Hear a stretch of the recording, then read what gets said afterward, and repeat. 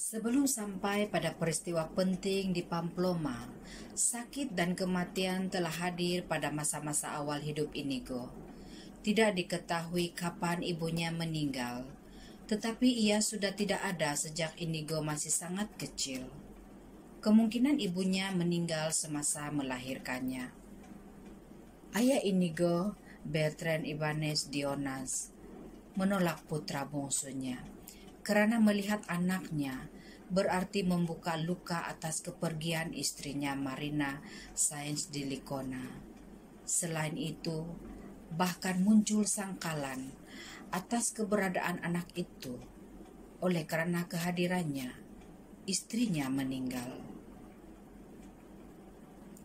Kepribadian Inigo selalu ditandai oleh kebutuhan ini, yakni kebutuhan untuk diakui oleh ayahnya, dan banyak dari tindakan kepahlawanannya secara tidak sadar termotivasi oleh keinginan untuk mendapatkan kasih sayang dan penghargaan dari ayahnya. Juga ciri-ciri kepribadiannya yang obsesif dan mudah skrapel, berawal dari perasaan bersalah yang menemaninya seumur hidup, rasa tidak pantas diri untuk lahir atau untuk hadir di dunia. Namun di bagian lain dari luka-lukanya, di situ jugalah rahmatnya. Kebutuhannya untuk dihargai menjadi pendorongnya untuk selalu bisa melampaui dirinya sendiri.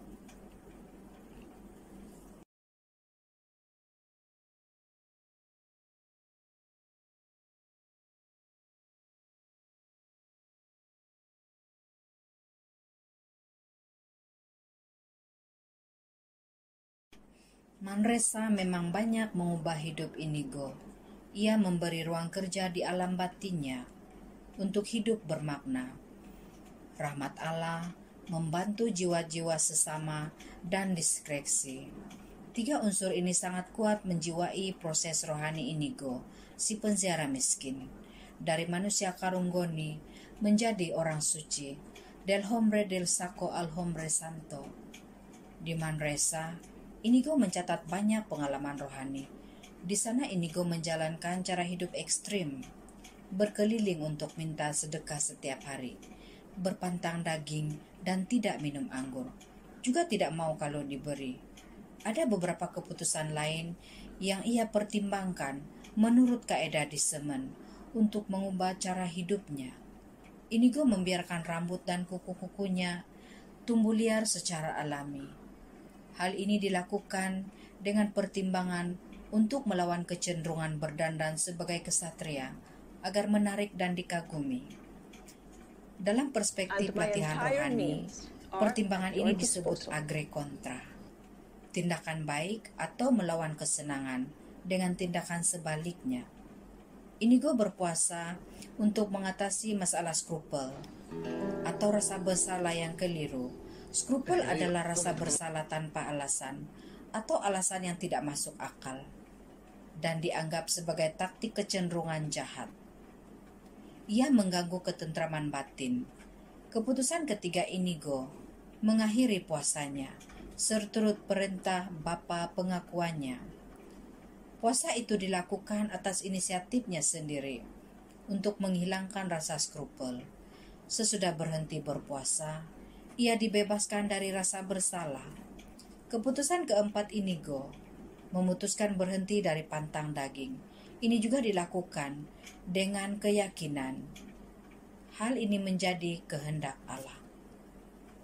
Inigo memutuskan pergi ke Yerusalem dan tinggal di sana untuk menolong jiwa-jiwa. Semua keputusan ini memerlukan disemen dalam tataran yang berbeda-beda. Dalam autobiografi, Ignatius mengatakan, pada waktu itu, Allah memperlakukannya seperti seorang guru sekolah terhadap seorang anak. Ia memberi pelajaran kepadanya, entah karena dia begitu kasar dan bodoh, entah karena tidak ada orang yang mengajarnya, atau karena kemauan kuat yang diberikan Allah sendiri kepadanya untuk mengabdi kepadanya. Ia sungguh yakin dan sungguh punya keyakinan bahwa Allah memperlakukannya dengan cara demikian. Ignatius bertapa tanpa belas kasihan kepada tubuhnya. Ia menyesat diri dengan cambuk dan tidur sedikit di tempat keras tanpa alas. Mula-mula semuanya memberikan kegembiraan. Tidak lama kemudian, ia mengalami banyak godaan. Lalu muncul keraguan. Dapatkah ia bertahan begini, mati raga seumur hidup? Disusuli kegigihan yang kuat melawan godaan. Lalu muncul scruple. Ada rasa takut kalau ada dosa yang belum diakukan, atau kalau ada dosa yang telah ia lakukan tapi belum diampuni. Keadaan begitu kalut, menakutkan, sampai membuatnya putus asa dan ingin bunuh diri. Situasinya sangat ekstrim. Bahkan ia berkata pada dirinya bahwa ia tidak akan minum sebelum Allah memberikan apa yang ingin diperolehinya, atau kalau ia melihat bahwa maut amat sudah dekat. Autobiografi 24. Inigo terus digempur oleh suara-suara roh jahat yang mengingatkan masa lalunya. Namun akhirnya ia mampu mendengarkan suara roh baik, suara Tuhan, sapaan Allah, dan kemudian dengan tegas menolak suara roh jahat dan mengherdiknya pergi meninggalkannya. Ketika sedang duduk di pinggir sungai Cardoner, sebuah sungai biara di Manresa yang setiap hari dikunjunginya, Inigo mendapat vision. Budinya diterangi sehingga memahami secara mendalam kebenaran iman, masalah kerohanian, dan hubungan antara iman dan pengetahuan. Ia mendapatkan penerangan bagaimana Allah menciptakan alam semesta dan bagaimana ia hadir dalam ciptaannya. Sejak pengalaman itu, Ignatius berusaha tampil normal, memelihara kuku, rambut, dan seluruh dirinya. Ia meninggalkan praktik puasa dan pantang yang berlebihan. Ia jauh lebih bijaksana dan maju dalam kerohanian. Ia mulai melayani jiwa-jiwa, memberi khotbah dan katekese. Ignatius didatangi banyak orang untuk dimintai nasihat rohani. Ignatius mulai menulis buku latihan rohani yang baru akan diterbitkan kemudian di tahun 1548.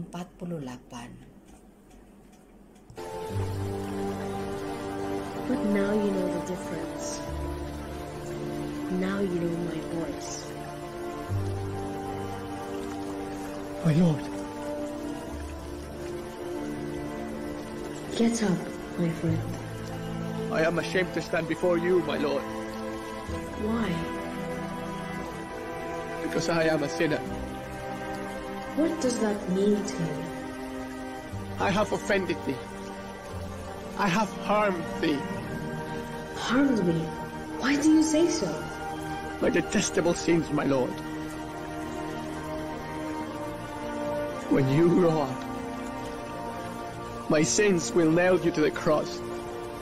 Do you think your sins would have any power over me if I did not allow it?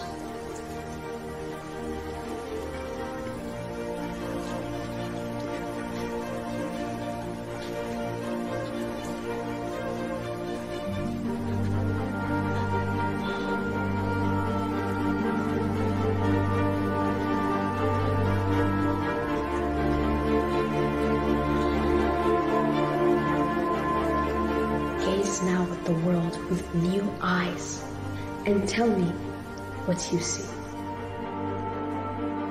I see all the things in the world being created for me. All the things that have sustained me. All the things that gave me strength.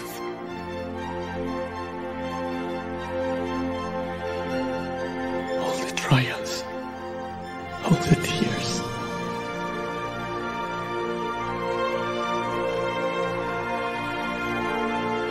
these have worked to bring me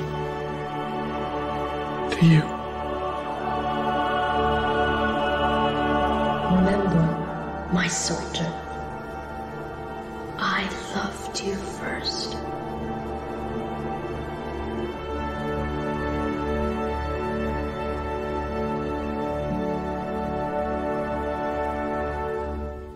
Take, Lord, and receive my liberty, my mind, my memory, my entire will.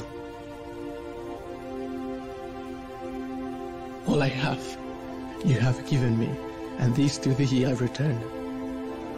Do with them as you wish. Grant me only your love and your grace. That is enough.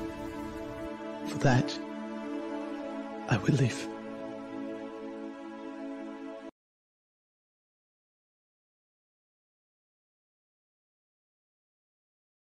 Teman-teman sahabat dalam Tuhan yang terkasih, Inigo bertahan dalam situasi batin yang berat, perasaan gagal, skrupel, jijik pada dosa masa lalu, putus asa, bahkan sampai ingin bunuh diri. Karena rahmat Allah, Inigo dapat bangun kembali. Manakah pergulatan tentang masa lalu dirimu yang seolah-olah ingin engkau hapus, namun tidak bisa? Bagaimana engkau mendengarkan suara rahmat Allah yang membuat dirimu bangun kembali?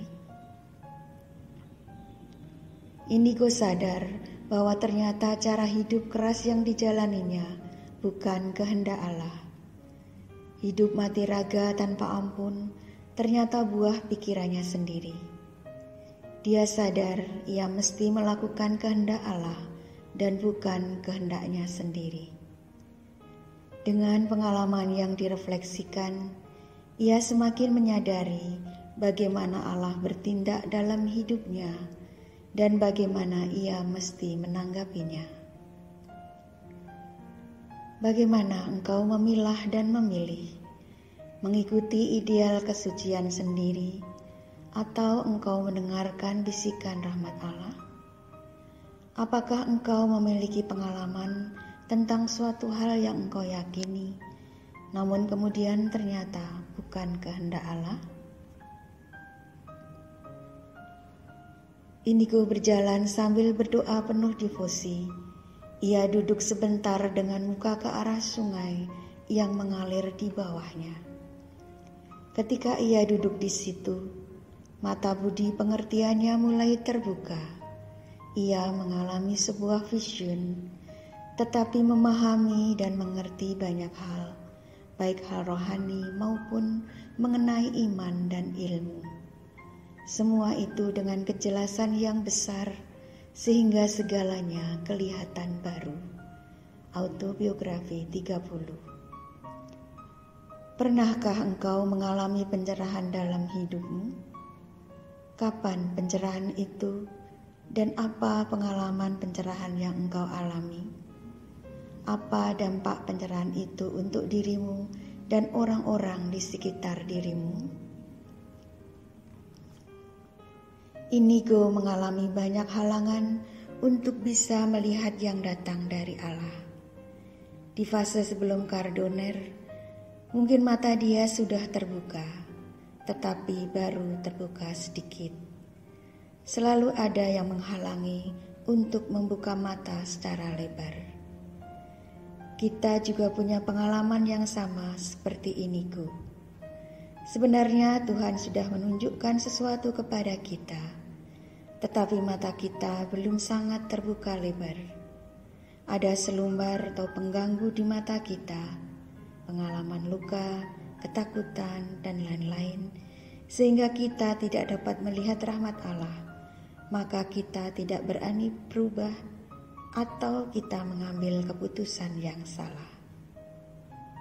Apa hal-hal yang menghalangi engkau melihat rahmat Allah?